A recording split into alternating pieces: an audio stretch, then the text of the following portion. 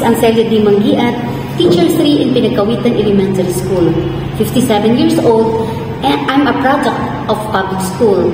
I finished my BA Ed in Lipa City Colleges year 1987. I'm a single mother.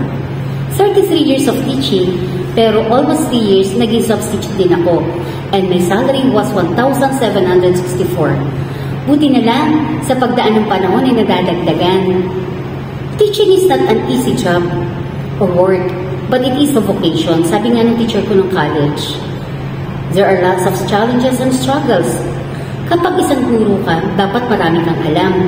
Bigla na lamang may lalapit sa iyong pupil, natanggal ang kawit ng palda. Siyempre, ibig sabihin, mananahi ka.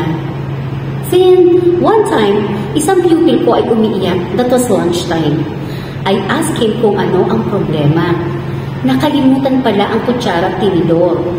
I told him, hindi ka dapat umiyak. Napakasimple ng problema mo. Sabi ko nga, go to the canteen, then humiram ka. Tinitigan niya ako, and he smiled. Simpleng sitwasyon, pero ramdam ko ang pagkatao niya. Sa maraming taon, maraming bata akong nahawakan. May batch na talaga na kahit na anong okasyon, wala man lamang ako natatanggap na kahit isang pusong papel. Pero hindi ako nagdamdam. Inunawa ko sila. Guro ako eh. Pero ang pinakamasarap na pakiramdam yung may tatapik sa iyong balikat. Miss Mangiat, sa isip ko, nakuhusay na. Hindi ko nakilala. Pero pagtingin ko isang pulis at ang nasabi ko na lang, saan kita naging pupil? Then sa social media, makikita mo na lang yung mga upload nila na mga cum laude from prestigious school. Naisip ko na, akalain mo yun? Laging bulog sa test, tas ngayon, matataas na ang mga narating. Nakaka-proud, guro ako eh. Isa pang sitwasyon ay nakasalubong mo sila. Tapos nayuko ang ulo just to greet you. Ang yabangan ng pakiramdam ko. Guro ako eh. Madami akong struggles. Yung like, 350 na lang ang net sa sweldo. Then pipilitin ka pang bumili ng ticket. Hehehehe. Pero okay lang, guro ako eh. Even my sister asked me, paano ka nalalampasan ng lahat?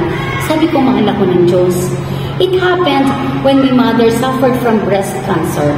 At para di ako mangutang sa ibang tao, pinagana ko lahat through my salary. Ang hirap ano, I cried silently. Pero wala tayong magagawa. Everyday, kailangan mo maging okay para sa iyong mga bata. Dahil mahal mo sila. Kailangan mo maging matatag. Guro ako eh. In my life, nagagawa ko pa rin pasayahin ang sarili ko. Yung mga dumadating na pera, itinutok ko na sa isang malayong biyahe para maiba naman. Kaya akala nila, mayaman ako. Guro ako eh. I'm a member of NGO here in Lipa City. Pero nagagampanan ko pa rin ang aking mga tungkulin in spite ng lahat ng mga pinagdadaanan ko. Kailangan gumawa ng paraan para makaahon. Mayroon akong live selling sa Facebook, nag-online selling.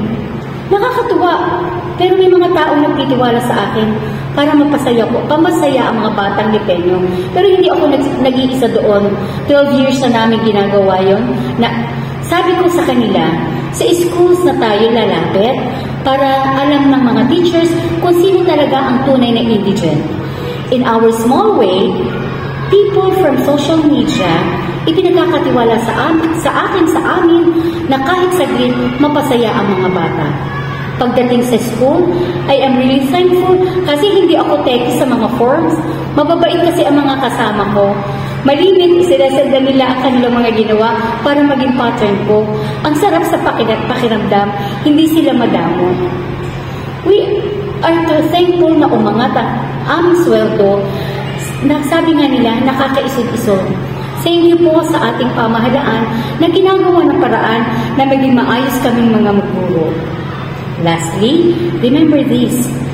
Kung ikaw ay isang guro ka habang buhay. You touch people's life every day. I always be strong. Lahat ay nalalampasan. Remember that life is beautiful. Thank you.